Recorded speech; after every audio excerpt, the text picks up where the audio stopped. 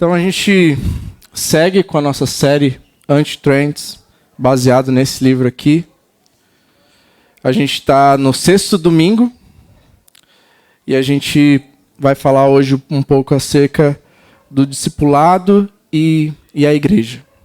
Então a gente não tem um texto base, né, onde a gente vai ler e vai discorrer sobre ele, como o Rodrigo às vezes faz, né, e como a gente costuma fazer nas nossas séries expositivas.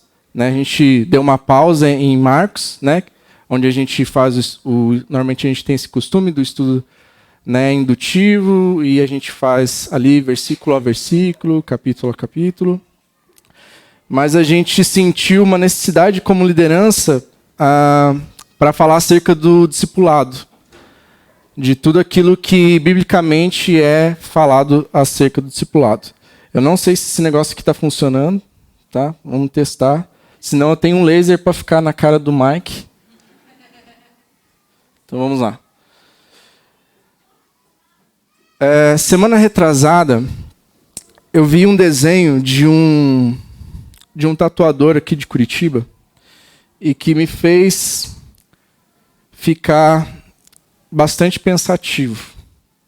Vamos ver se vai ter que ser o Mike. Então, na sua cara, Mike. E o desenho era com base nessa música aqui. E o trecho da música diz assim: pois não vejo Deus na igreja, mas em compensação eu vejo em todo o resto. Cara, eu acho que assim, a gente normalmente tem a tendência de, às vezes, querer ir lá nos comentários e né, querer defender a igreja, né? Mas, sinceramente, eu fiquei pensando acerca de qual era o motivo de uma pessoa ter coragem de pegar essa frase e tatuar ela no seu corpo. A ponto de, tipo assim, tamanha aversão à igreja essa pessoa tem.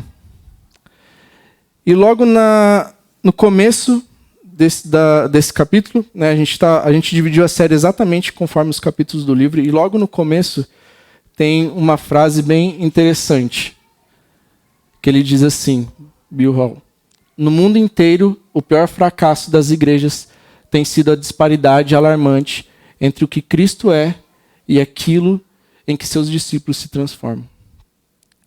Existem muitos motivos para que uma pessoa possa ter algum tipo de aversão em relação à igreja. E eu não quero ser leviano a ponto de, tipo assim, achar que é somente isso. Tem muitas coisas que podem acontecer, que podem fazer com que uma pessoa, ela, cara, não quero mais saber de igreja, eu não tenho ranço disso.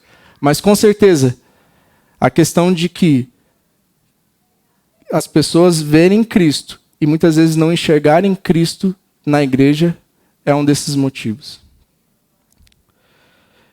E aí a gente, pensando acerca do que o discipulado tem a ver com isso, e talvez seja um dos motivos pela qual a igreja não consiga refletir quem Cristo é, porque muitas vezes a gente pensa no discipulado ou pensa em questão da maturidade cristã como uma coisa feita para dentro. E aí eu tenho uma imagem que talvez para a gente poder entender um pouco disso. A ideia é que muitas vezes a gente pensa no discipulado como algo que eu faço para me tornar um cristão melhor. E a gente pode se parecer como bexigas. A gente enche, nós estamos cheios, mas pouco impacto e pouca relevância a gente tem na vida das pessoas.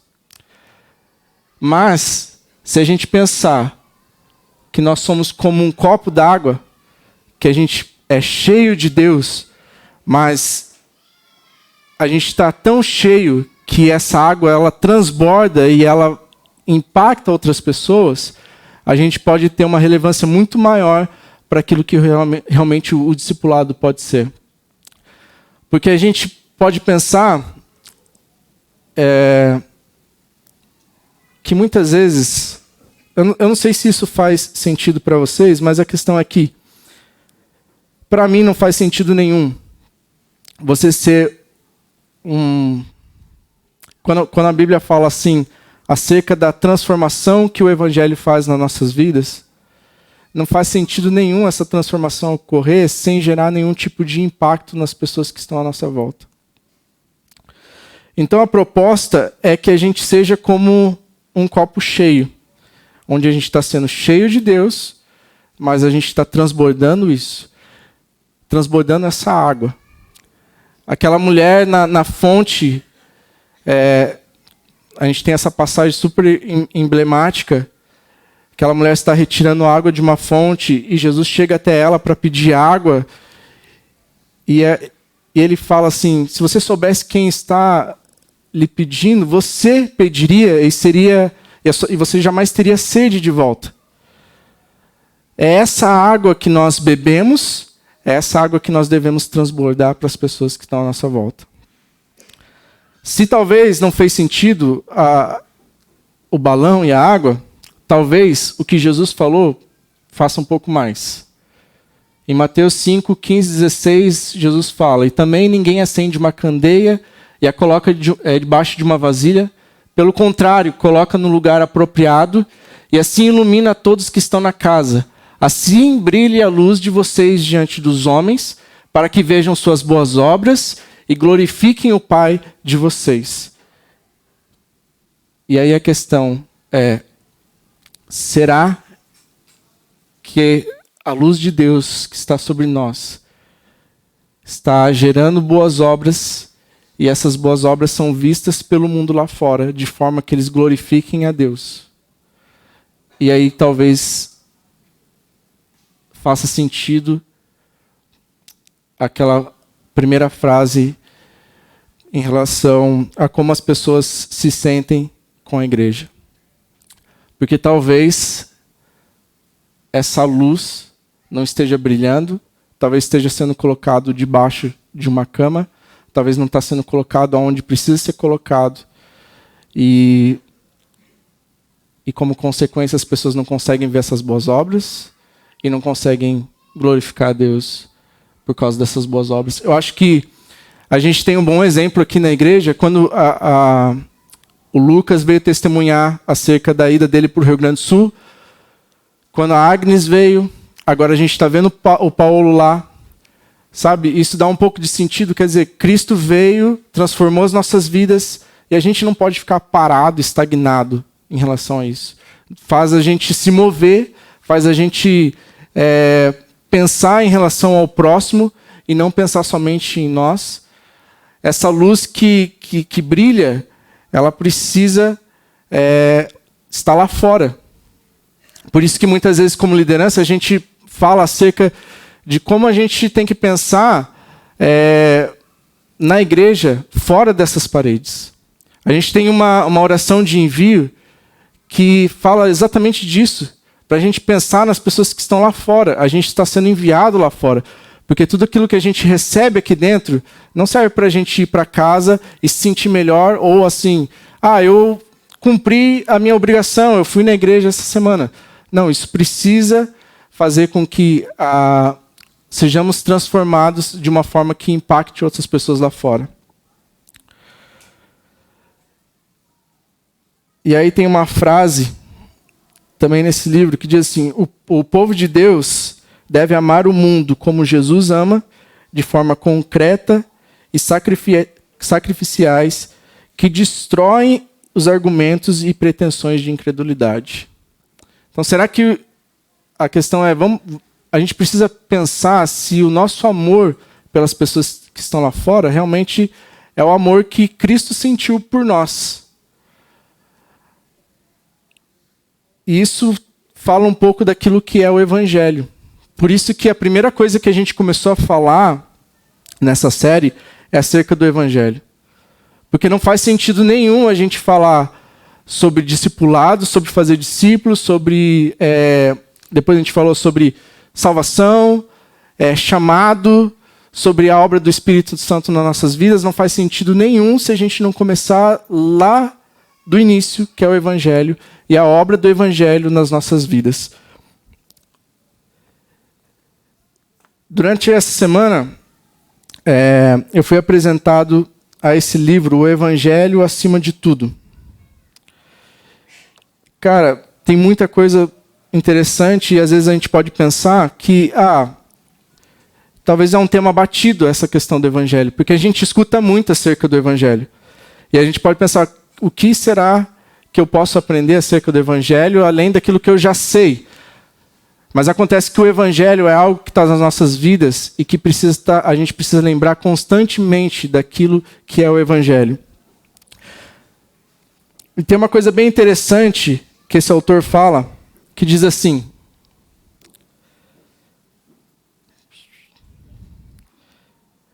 pense nisto. O evangelho é a única coisa no Novo Testamento, além do próprio Jesus, que é chamado diretamente de poder de Deus. Nada contém o poder de Deus, nada canaliza o poder de Deus. O evangelho é em si mesmo o poder de Deus em sua forma bruta, incontrolável e vencedora da morte. O evangelho é aquilo que traz transformação para as nossas vidas. Então, quando a gente escuta, por exemplo, aquele que rouba não rouba mais, aquele que mente não mente mais. Rouba quem? Mente para quem? Se não por próximo. Então o evangelho nos transforma e faz com que essa transformação tenha um impacto na nossa sociedade.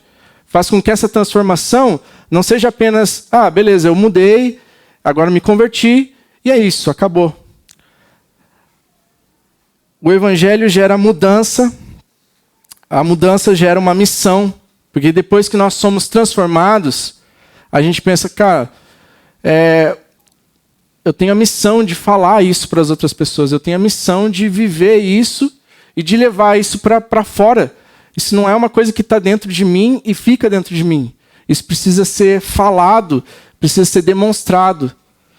Essa missão gera multiplicação, porque essa ansiedade e esse comprometimento com a missão de Deus faz com que a gente vá e fale para outras pessoas acerca disso, e isso gere a multiplicação. Eu sei que a palavra multiplicação é uma coisa muito, pelo menos para mim, tem alguns gatilhos que geram, porque, eu já fui em muito lugar onde essa questão da multiplicação era enfatizada, e aí eu vi coisas horríveis. E, na verdade, eu vejo que muitas vezes é o que acontece com a maioria de nós. As nossas experiências acabam nos levando para os extremos, e os extremos sempre são ruins. Então, às vezes, quando a gente tem algum tipo de experiência, por exemplo, com uma igreja mais carismática, aí a gente tende a ir para um lado mais... onde fala muito do Espírito e você vê coisas ruins, aí você vai para um lado que é tipo, não quero Espírito Santo, para o outro lado ali quase nem existe. E às vezes quando você vai para um lugar onde muito é enfatizado sobre discipulado, e aí vem essas questões da multiplicação, às vezes a gente pode tentar ir para esse lado, tipo assim, não quero ouvir sobre discipulado, não quero ouvir sobre multiplicação, não quero ouvir sobre essas coisas. E a verdade é que, como o Cacá falou, a gente é uma igreja que busca ser equilibrada em tudo. Essa questão da multiplicação é uma questão bíblica, não é uma questão que alguém trouxe, não é uma questão nova. Mas Jesus falou, ide, fazei discípulo, a igreja ela assumiu isso e ela foi e ela espalhou o evangelho para muitos lugares.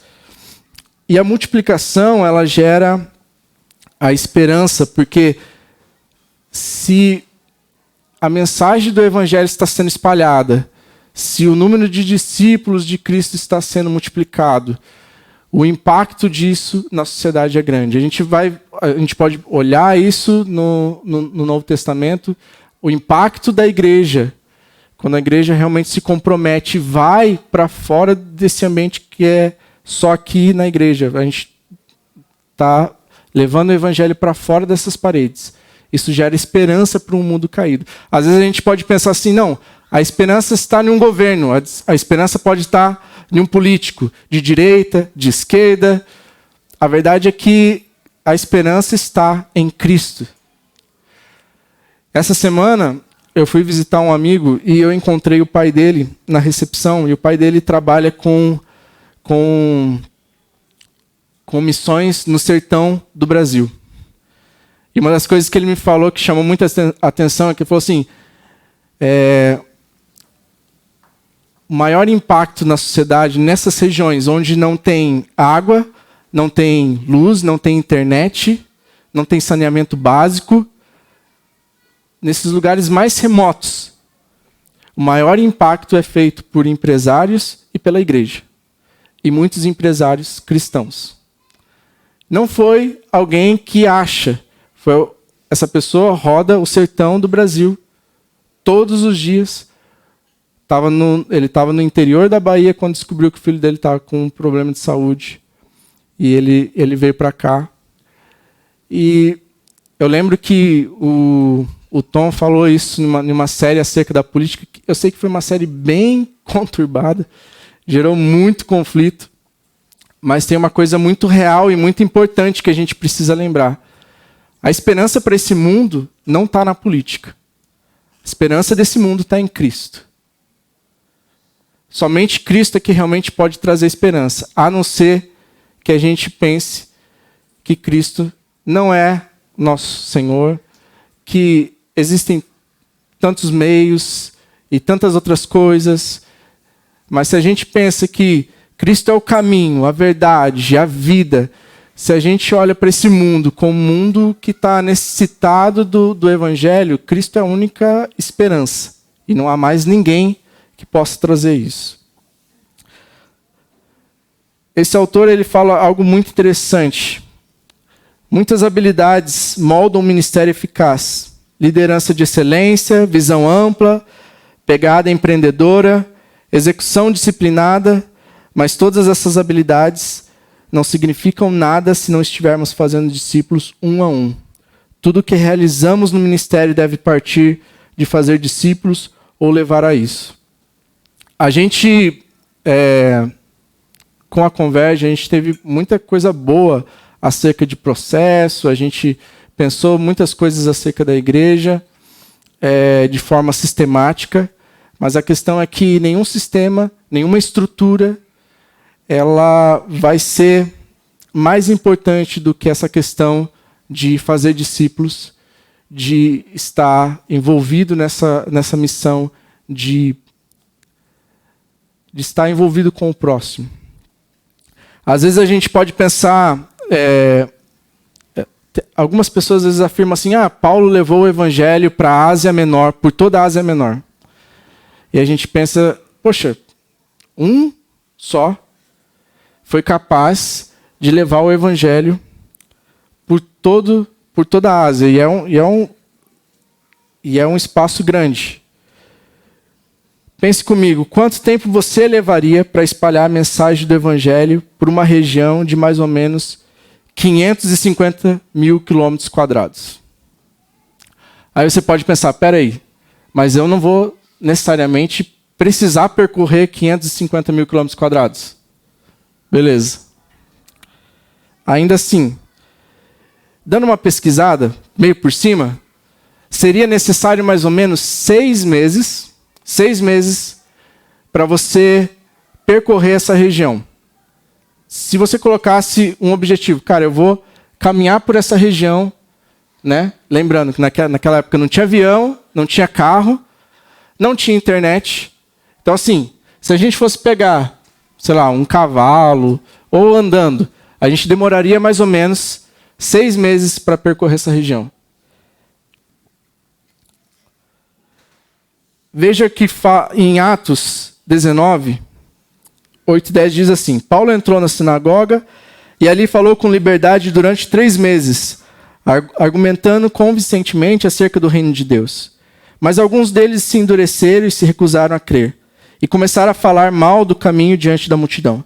Paulo então afastou-se deles. Tomando consigo os discípulos, passou a ensinar diariamente na escola de Tirano.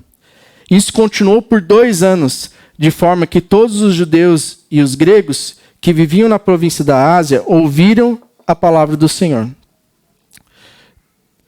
Vocês acham que seria possível uma pessoa ou 12 discípulos levar a mensagem do evangelho por toda essa região em apenas 2 anos?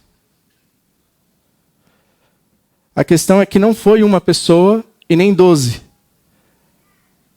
Paulo foi até Éfeso, encontrou 12 homens, esses homens se tornaram seus discípulos, foram ensinados, esses homens levaram a mensagem do evangelho para outras pessoas. E essas pessoas levaram a mensagem do evangelho para outras pessoas, que levaram para outras pessoas, e só assim foi possível que o evangelho se espalhasse por toda a região em apenas 2 anos. Então não é uma questão de uma pessoa. O foco não está em uma ou poucas pessoas. O plano de Deus sempre foi a igreja. A igreja é o plano de Deus, a igreja é esse lugar onde as pessoas são discipuladas, a igreja é esse lugar onde as pessoas são enviadas, a igreja é o presente de Deus para esse mundo caído.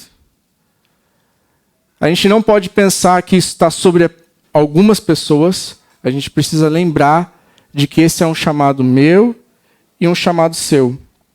Às vezes as pessoas podem pensar que foram os discípulos, foram os apóstolos, pessoas especiais. A questão é que quando nós olhamos para a história da igreja, não foi um discípulo, não foi os 12. A mensagem do evangelho estava impactando e gerando transformação no coração das pessoas. As pessoas tinham essa missão de levar a mensagem do evangelho. Esse comprometimento com essa missão gerava essa multiplicação.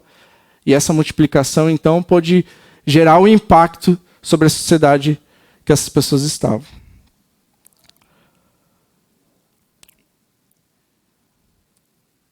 Mas, por que será que o discipulado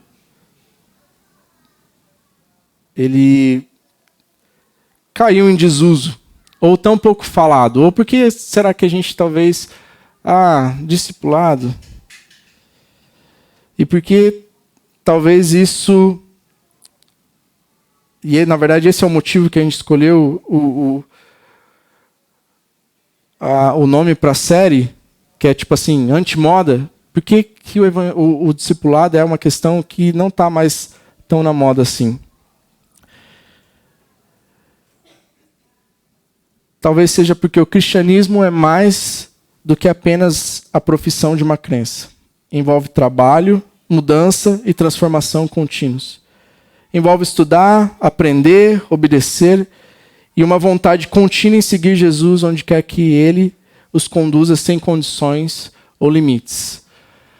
A questão do discipulado, se a gente for pensar não só no discipulado como um treinamento que a gente faz aqui, mas o discipulado de, uma vida, a gente está numa vida relacional uns com os outros, e nesse processo o discipulado ocorre assim como aconteceu com Jesus, porque Jesus não pegou os seus discípulos e levou para um lugar e falou assim, sentem aqui e aprendam de mim, e a gente vai se encontrar aqui toda sexta durante 1 hora, mas o que a gente vê é que Jesus chama os seus discípulos para caminhar junto com ele, e durante essa caminhada com eles, ele vai falando com eles, vai demonstrando coisas, vai fazendo coisas, e aí sim o discipulado vai acontecendo. Então a proposta do discipulado é essa caminhada, é o dia a dia, é o relacionamento que acontece durante a semana.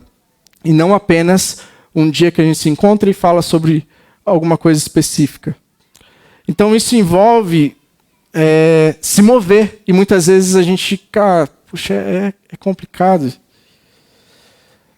Se doar, se dar, é um tempo que eu tenho que, reservar um tempo para estar com alguém.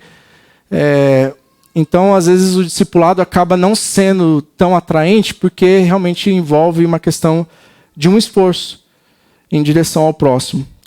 E aí a gente, às vezes, pode ser tentado a ter um crescimento dentro da igreja que é mais por uma questão de adição ou de transferência, porque vem pessoas de outra igreja, ou porque tem pessoas que simplesmente caem de paraquedas, do que realmente por uma questão de multiplicação. Porque a gente está levando o evangelho, a gente está alcançando pessoas estão vindo, e aí pessoas estão falando do evangelho, falam para os seus amigos, e falam para quem está no trabalho, para quem está na faculdade.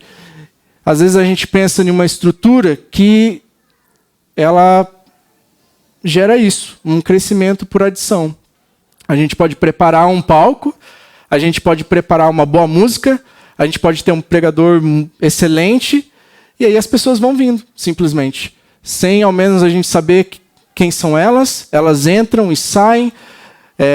Eu lembro quando a gente começou o nosso processo lá para pensar acerca da igreja, a gente se deparou com essa situação.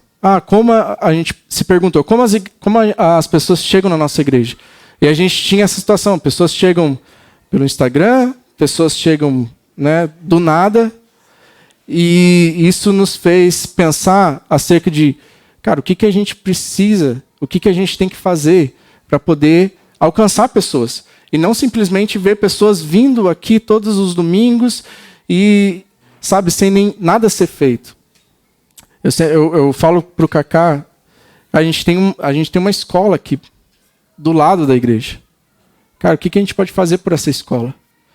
Tem dezenas de jovens que passam por aqui. Centenas de jovens que passam por aqui. Todo dia na frente dessa igreja. O que a gente pode fazer por eles? E ao mesmo tempo, o que eu posso fazer por aquela pessoa que eu estou lá no meu trabalho, que eu estou na faculdade? Como eu posso levar o evangelho para essas pessoas? Como eu posso ser relevante para essas pessoas? Como eu posso mostrar Cristo? Como eu posso brilhar a luz de Cristo para esse mundo? E essa questão nos faz pensar um pouco acerca da igreja. E eu queria que a gente olhasse um pouco sobre a igreja de Atos. E algumas coisas importantes que haviam nessa igreja. Atos 2, 42, 45 diz assim. Esse é o começo da igreja, tá? Primeira igreja nascendo aqui em Jerusalém. Eles se dedicavam ao ensino dos apóstolos e à comunhão, ao partir do pão e às orações. Todos estavam cheios de temor, e muitas maravilhas e sinais eram feitos pelos apóstolos. Todos os que criam mantinham-se unidos e tinham tudo em comum. Vendendo suas propriedades e bens, distribuíam a cada um conforme a sua necessidade. Todos os dias continuavam a reunir-se no pátio do templo. Partiam o pão em suas casas. E juntos participavam das refeições, com alegria e sinceridade de coração, louvando a Deus e tendo a simpatia de todo o povo. E o Senhor lhes acrescentava todos os dias os que iam sendo salvos. A igreja começa assim. Primeira coisa, se dedicando ao ensino dos apóstolos. Eu deixei algumas referências aqui de algumas pregações importantes dentro do livro de Atos, para que depois talvez vocês pudessem olhar, a gente não vai ler, mas talvez vocês possam olhar um pouco do que fundamentava o ensino dos apóstolos. E o ensino dos apóstolos era nada mais do que aquilo que eles tinham visto e ouvido do próprio Senhor. Eles não tiveram tempo para poder esquematizar ou pensar coisas. Eles simplesmente faziam o quê? O que o Senhor falou para mim, o que eu vi o Senhor fazendo, é isso que eu vou falar para as pessoas. E era isso que eles compartilhavam com as outras. Essa igreja estava sendo ensinada diariamente acerca daquilo que Jesus fazia, acerca daquilo que Jesus ensinava. E com certeza, eu acho que a igreja precisa estar baseada nisso, no ensino. Mas também diz ali que eles não só se dedicavam ao ensino dos apóstolos, mas também à comunhão. E aí a palavra comunhão aqui no grego, que é usada koinonia, ela tem muitos significados. Inclusive eu lembro que a gente teve uma época aqui que a gente tinha um tempo depois do culto, quando normalmente acho que era o primeiro domingo ou o último domingo do mês. A gente separava um tempo onde as pessoas traziam comida e a gente comia, e aí a gente chamava esse tempo de koinonia. Acontece que koinonia não é somente comer junto. Koinonia é alguma coisa muito mais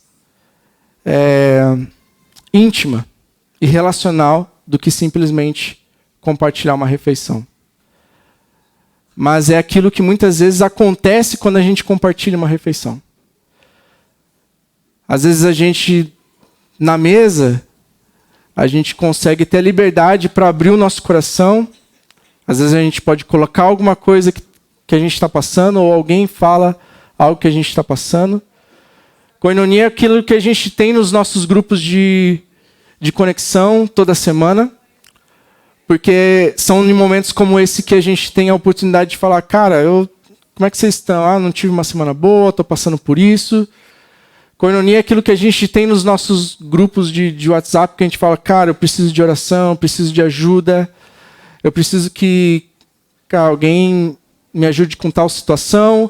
Koinonia é muito mais do que simplesmente só estar junto ou comer junto, mas é esse relacionamento de intimidade a ponto de que a gente sabe o que está passando na vida de uma pessoa, a pessoa sabe o que está passando na nossa vida, a gente está compartilhando a nossa vida com ela, e com isso a gente pode ajudar um ao outro.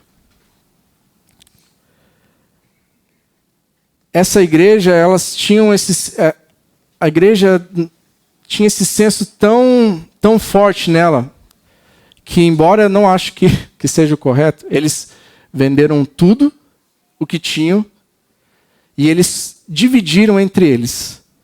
Gente, não tem nada na Bíblia falando que a gente tem que fazer isso. Simplesmente eles sentiram uma coisa dentro deles que, cara, a gente precisa estar junto. E, cara, vamos fazer o seguinte, vamos vender tudo e vamos morar junto. E é engraçado porque, às vezes, eu já vi pessoas falando, poxa, bem que a gente podia comprar um terreno, né? E cada um construir sua casinha, a gente podia ficar todo mundo junto lá. É mais ou menos esse desejo de se relacionar. A gente passou muito tempo sem o nosso grupo de conexão. Não sei se foi assim no de vocês, mas quase toda semana alguém ia lá e falava assim, gente, estou com saudade. Sentia falta disso. Sentia falta desse relacionamento, sentia falta de estar junto, sentia falta de compartilhar as coisas da vida. Tanto que a gente não se prendeu ao grupo, a gente saiu junto, a gente deu rolê junto, porque a gente estava compartilhando a vida junto. E é isso que a gente como igreja precisa ter. Somos fundamentados na palavra, mas precisamos ter koinonia, esse relacionamento um com o outro, a ponto de se preocupar com a vida do outro, a ponto de querer saber como cada um está, se envolver na vida de cada um.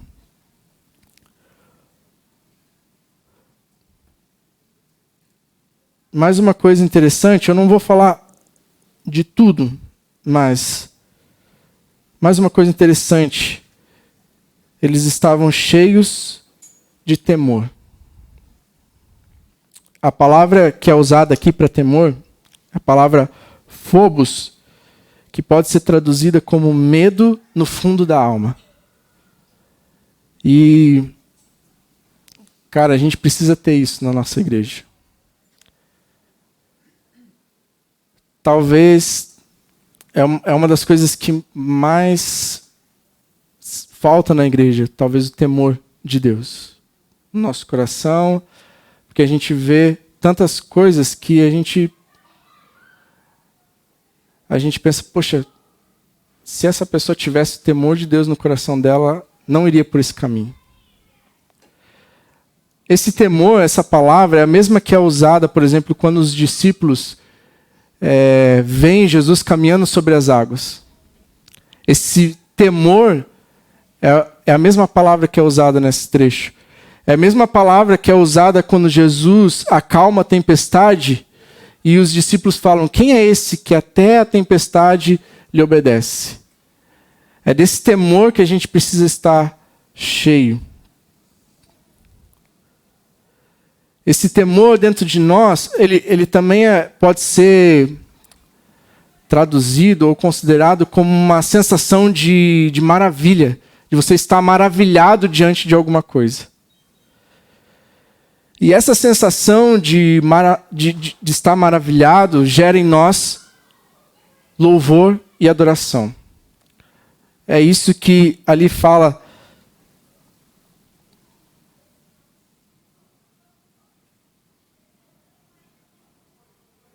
Todos estavam cheios de temor, e muitas maravilhas e sinais eram feitos pelos apóstolos. E aí eles falam aqui: todos os dias continuavam a se reunir no pátio, partiam o pão em casa, juntos participavam das refeições com alegria e sinceridade de coração, louvando a Deus e tendo simpatia de todo o povo. Veja que o temor, ele gera isso dentro de nós. Eu não sei quantos de vocês, eu não sou uma pessoa viajada, não posso, tipo assim, que nem o Cacá às vezes fala assim, não, eu fui para tal lugar, não sei o quê, viajei tantos países, né? Eu conheço Paraguai, Argentina e só. Mas, cara, eu acho que o lugar mais incrível que eu fui foi Foz do Iguaçu, foi as Cataratas. Eu já fui diversas vezes para lá, porque a gente tinha uma convenção da igreja que era feita lá, então a gente ia para lá todo ano.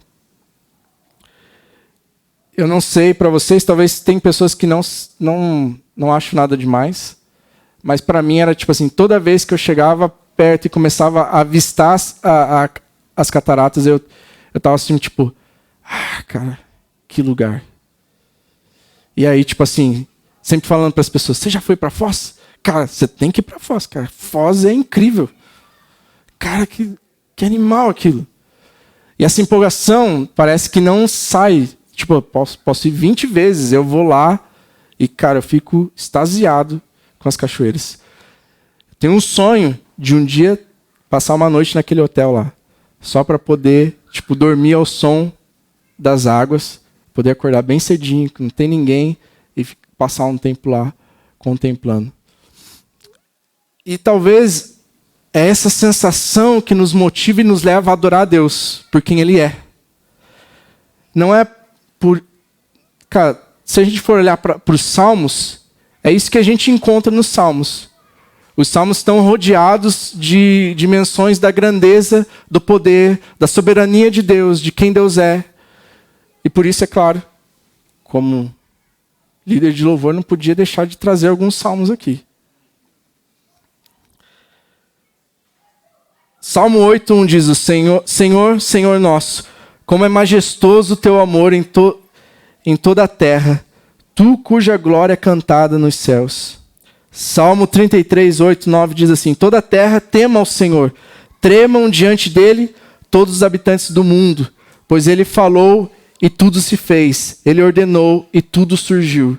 Salmo 99:1 diz: o Senhor reina, as nações tremem, o teu trono está sobre os querubins, abala-se a terra. Salmo 104:1 diz: bendiga ao Senhor a minha alma, o Senhor meu Deus, tu és tão grandioso, estás vestido de majestade e esplendor. Salmo 145, versículo 3. E vão para casa, leiam inteiro, esse salmo é incrível. Grande é o Senhor e digno de ser louvado, sua grandeza não tem limites.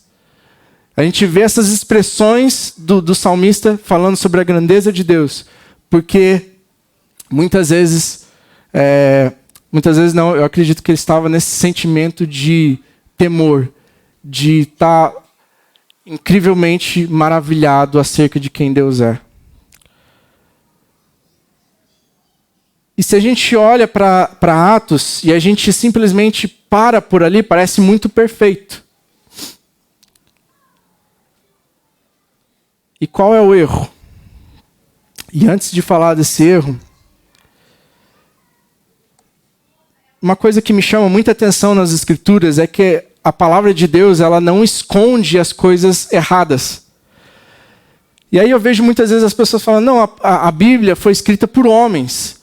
Ela não é inspirada por Deus, ela foi escrita por homens. E eu normalmente penso assim, cara, se eu escrevesse a Bíblia, tem tanta coisa na Bíblia que eu iria tirar. Quando você olha para algumas coisas, por exemplo, pensando nessa questão dos Salmos, a gente olhar para Davi. Eu sei que tem um trecho que às vezes é mal interpretado, quando fala assim, Davi era um homem segundo o coração de Deus. Há um erro nisso pelo fato de que Saul havia sido escolhido pelos homens e Deus havia escolhido Davi. Por isso que ele era segundo o coração de Deus, porque ele havia sido escolhido por Deus. Mas mesmo assim, se a gente for olhar para Davi, cara, eu tiraria muita coisa da história de Davi ali que é vergonhosa. Você olha um homem, cara, tão importante na Bíblia, mas um homem que cobiça uma mulher e por vontade de ficar com ela, manda o seu esposo ir para a guerra para que ele morresse, para que ele ficasse com ela. Cara, eu tiraria essa parte da Bíblia. Alguém que é da linhagem de Jesus, cara, risca isso. O que a gente vê na Bíblia, a Bíblia expõe não só os acertos, mas os erros, às vezes até de homens que são considerados homens de Deus. Porque essa é a verdade acerca de nós. E às vezes essa é a verdade acerca da igreja. Eu não queria te desmotivar ou te desencorajar, mas assim, se você idealizou, colocou um ideal de igreja na sua mente, saiba que você nunca vai encontrar essa igreja desse lado da eternidade. Porque a igreja é feita de nós. Pecadores, falhos. E às vezes eu vou falhar contigo. E às vezes você vai falar comigo. E se eu não entender que a igreja é feita de pessoas que são falhas, eu vou sair dessa igreja e vou procurar um outro lugar. E talvez eu vou encontrar os mesmos problemas. E aí eu vou para outra igreja. Eu vou encontrar outros problemas e vou para outra igreja. E a verdade é que ou a gente abandona isso e a gente vai tatuar no nosso corpo aqui que a gente não viu mais Deus nas igrejas. Ou a gente precisa entender que a vida cristã é isso. A gente fala muito que a igreja é uma família.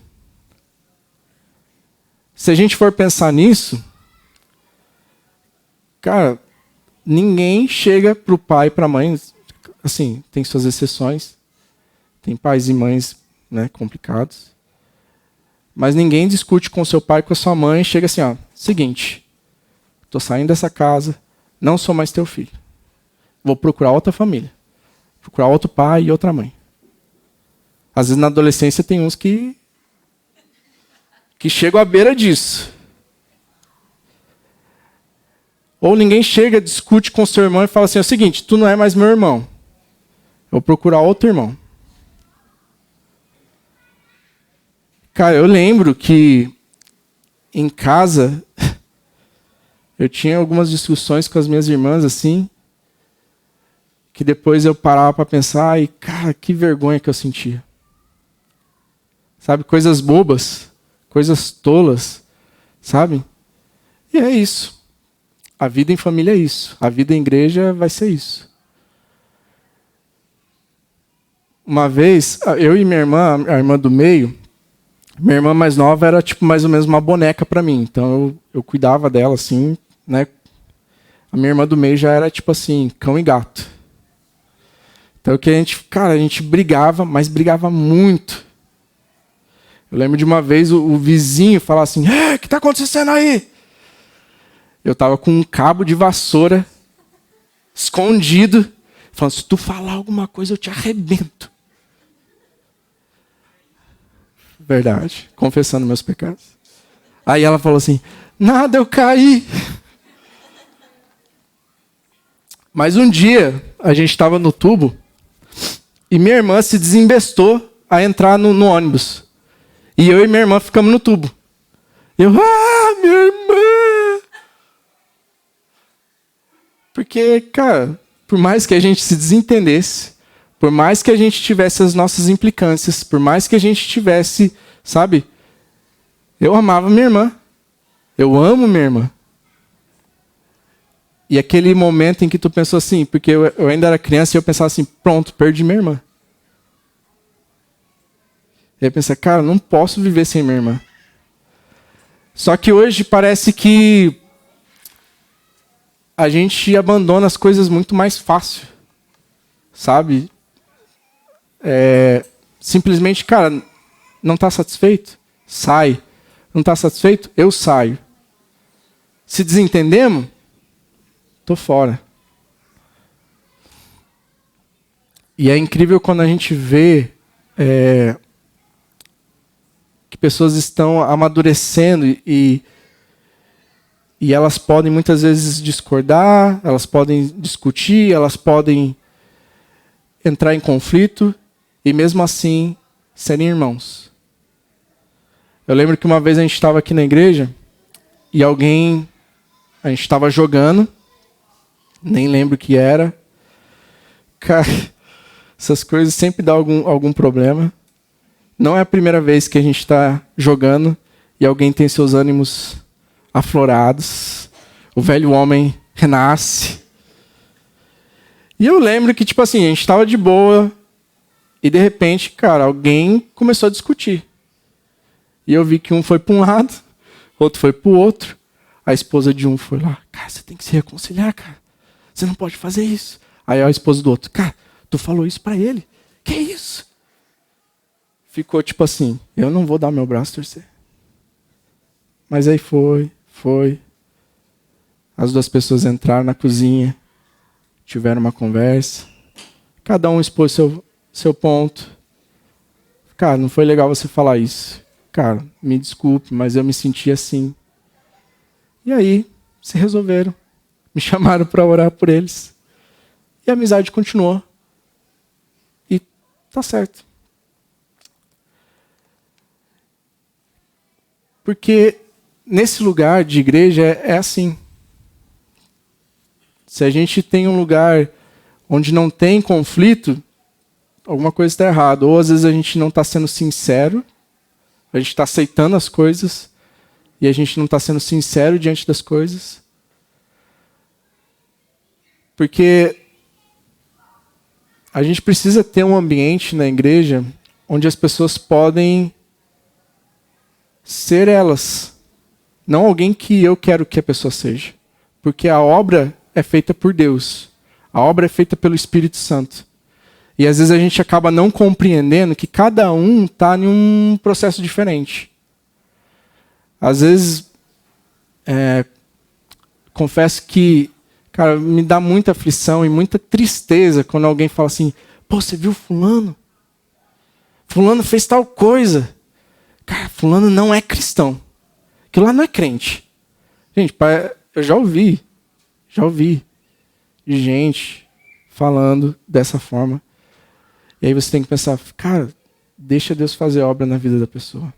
Você pode chegar, você pode falar para ela o que está errado, porque a questão não é deixar as pessoas viverem no erro ou viverem no pecado. A gente é chamado a exortar o nosso irmão quando ele está no erro, quando ele está pecando. Falar, fulano, tu fez isso, isso e isso. Isso, cara, não é certo. Você está em pecado. Falar isso em amor.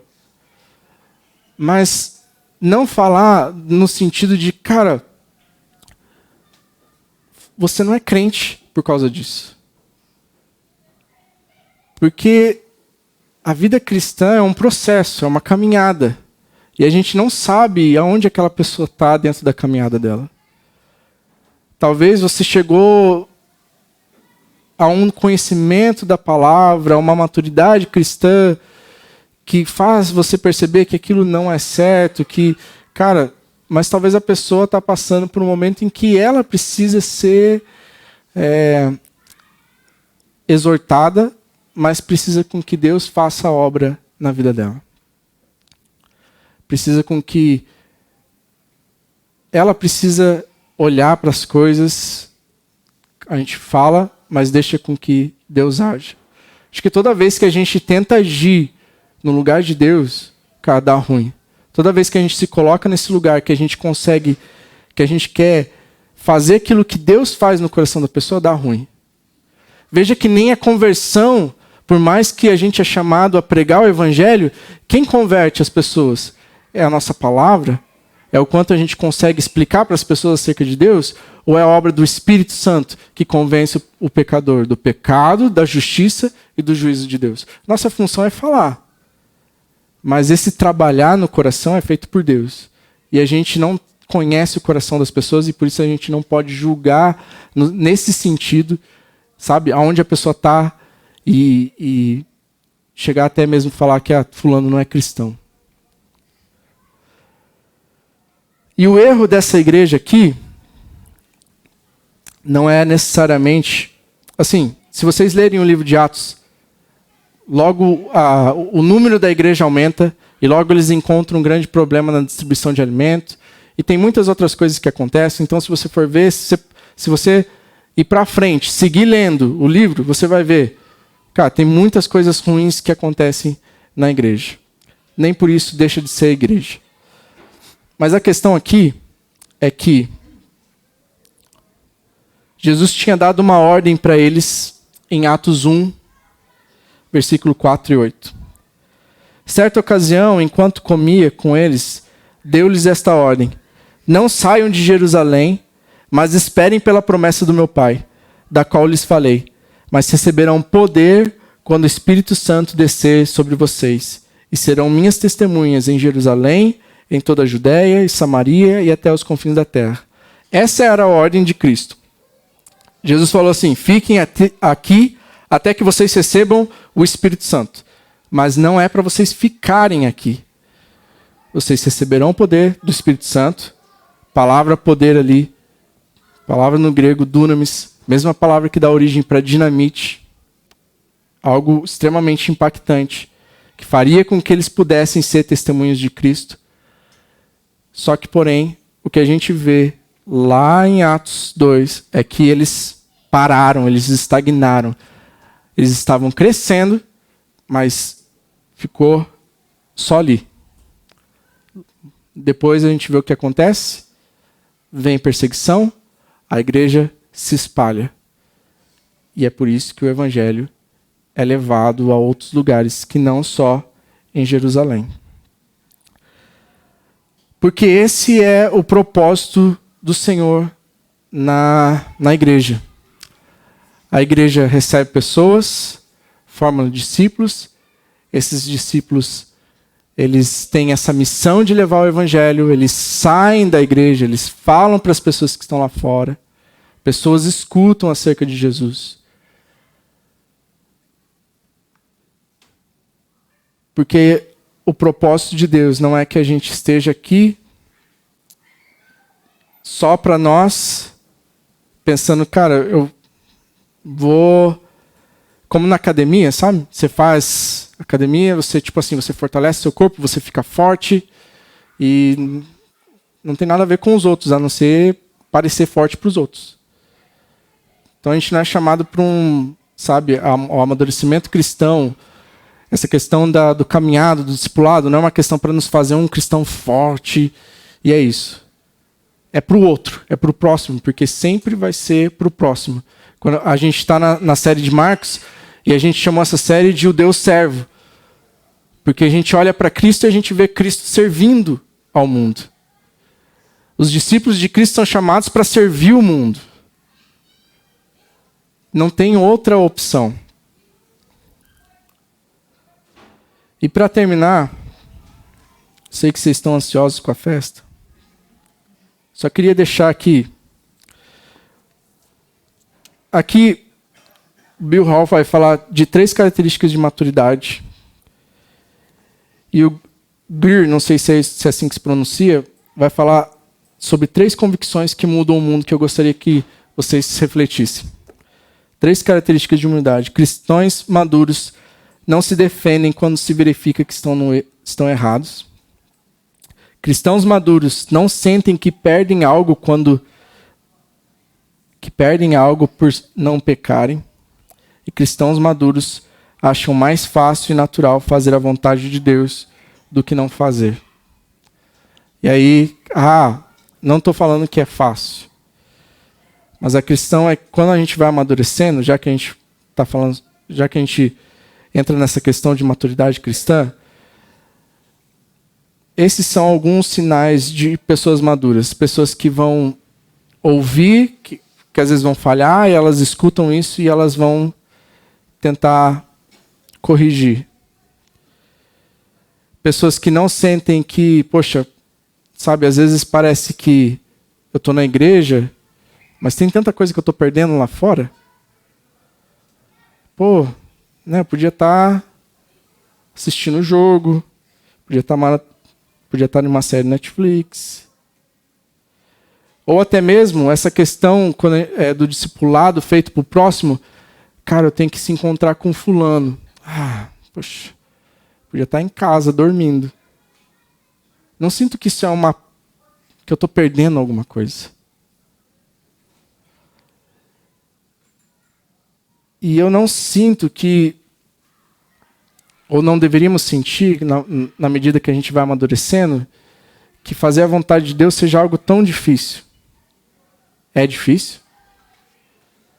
Mas sabe quando você faz o contrário que é a vontade de Deus e seu coração queima? Tipo, cara, poxa, isso aqui não é legal.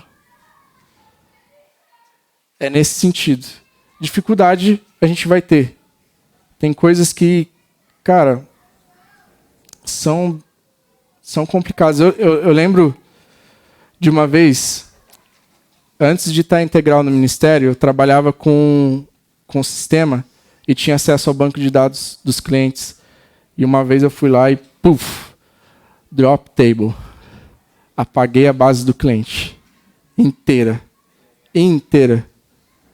Sem backup nenhum. Como foi difícil. Falo, não falo. Falo, não falo. Porque se eu não falasse, ele não iria descobrir. Podia falar. Ele podia chegar lá, acessar e falar, cara, não tem nada aqui. Que coisa. O que será que aconteceu? Mas eu sentia tipo assim, cara, tu é crente. Tu não vai falar a verdade. E eu pensei, mas se eu vou falar a verdade, eu vou perder meu emprego. E eu fiquei naquele conflito de fala a verdade, fala, não fala. Eu falei, mano, se isso custar meu emprego, beleza. Eu vou falar a verdade. Porque eu quero ser cristão de verdade. Aí eu cheguei e falei, cara, eu liguei pro dono da empresa e falei, seguinte, tava fazendo tal coisa e dei um comando aqui e apaguei tudo. E aí já, tipo assim, pronto para ouvir, né? Xingar e esculachar e pedir minha cabeça. Aí ele falou assim, muito obrigado por falar a verdade. Cara, acontece. E eu, Cara, e às vezes é isso. O sentimento de que, tipo assim, eu tenho que fazer a vontade de Deus e fazer aquilo que é certo, tem que ser mais forte do que, tipo assim, aquilo que é errado. Vai ser difícil. Podia ter sido diferente. Ele podia ter me pedido para eu ser mandado embora, ele podia ter me xingado, como já aconteceu com outros clientes. Não que eu tenha deletado a base dos outros clientes. Mas aconteceu. Fui xingado, fui insultado. Quem já trabalhou com suporte, cara, é xingamento todo dia. É ouvir reclamação todo dia. E às vezes é meio desmotivador, porque tu vai no ônibus não pensando assim, cara, hoje vai ser um dia incrível, né? Porque assim, teu trabalho é resolver o problema dos outros. Então você vai, sabe, quase que pro matadouro todo dia, assim. Mas essa questão de você, cara, eu vou fazer aquilo que é certo, eu vou fazer aquilo que como cristão fui chamado para fazer, eu vou refletir a Cristo, eu vou brilhar a Cristo, eu vou, sabe, buscar fazer a vontade dele. E 3 convicções que mudam o mundo. Deus quer me usar. Cara, isso a gente precisa ter dentro do nosso coração. Sabe, não tem nenhuma pessoa aqui que Deus não queira usar. Todos nós que estamos aqui, a vontade de Deus é te usar. Deus quer fazer alguma coisa através de você. Segundo, o Espírito Santo que habita em mim. E aí é claro que a gente olha, por exemplo, veja que Jesus fala para eles, fiquem aqui até que vocês recebam o poder do Espírito Santo. E a gente precisa lembrar, o Espírito Santo habita em mim. O Rodrigo trouxe um exemplo que falava assim sobre o urso, que ele coloca lá o chapéu, coloca a roupinha para poder ir brincar na neve. E na verdade tudo que ele tinha, ele já tinha tudo que ele precisava para poder brincar. E a gente precisa lembrar disso, a gente tem o Espírito. Todo cristão, todo aquele que crê em Cristo tem o Espírito Santo dentro de si. Então tudo que você precisa para fazer aquilo que Deus quer fazer, você tem. E terceiro, serei para os outros o que Cristo foi por mim. E é por isso que a gente fala sobre a igreja e o discipulado. No sentido de que, cara, vamos ser uma igreja que está olhando para fora. E eu falo com um temor no coração, porque eu não falo de uma posição de uma pessoa que, cara, sabe, é o especialista na área. Eu me senti, de certa forma, muito constrangido em trazer a palavra nessa noite. No sentido de, cara, será que realmente isso tá na minha mente, sabe? Essa questão de ir, discipular pessoas, gastar o tempo com pessoas, sabe? Formar pessoas para que elas possam ir, falar do evangelho, pregar o evangelho para outras pessoas. Tem uma pergunta nesse livro que eu gostaria de deixar com vocês, para a gente finalizar. Seguinte: se Deus atendesse a oração da nossa igreja, se Deus atendesse a sua oração, a oração que você fez no decorrer dessa semana, quantas pessoas salvas estariam hoje aqui? Porque muitas vezes nossa oração é: Senhor, abençoa meu dia, minha família, e amém. Senhor, obrigado por todas as coisas que o Senhor me deu. Amém. Às vezes pouco da nossa oração é tipo: Senhor, olha para fulano, cuida de fulano, alcança tal pessoa. E, sabe, eu gostaria que vocês refletissem sobre isso, porque é algo que eu fiquei pensando e, de certa forma, Deus estava falando comigo e me exortando em relação a essas coisas. Nós somos uma igreja que não é perfeita, mas uma igreja que existe para glorificar a Deus, que existe para levar a mensagem do Evangelho, que existe para formar pessoas que possam fazer isso lá fora. Amém?